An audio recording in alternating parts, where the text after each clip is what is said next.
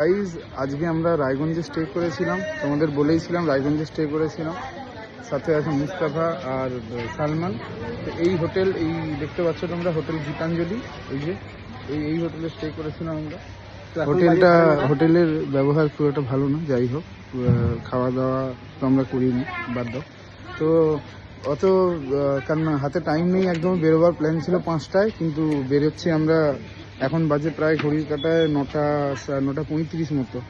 তো বাইক সব রেডি হয়ে গেছে, দেখতে পাচ্ছ এর বাইকের ইয়ে করা কমপ্লিট। আর আমার বাইকটাও দেখিয়ে দাও একবার। হ্যাঁ কমপ্লিট, বাইকও কমপ্লিট, সব কমপ্লিট হয়ে গেছে। তো আমরা এখন দেরি করবো না, এখন 9:30 বেজে গেছে। তো আমাদের যেতে হবে তো আজকে পুরো গ্যাংটক। হ্যাঁ, তো রাস্তায় আপডেট দিচ্ছি, আপনারা সাথে থাকুন। আজ বেশি স্টে হবে না আমাদের, হ্যাঁ। তো সাথে থাকো, সঙ্গে থাকো তোমরা, লাইক তো আমাদের সাথে তোমরাও চলো।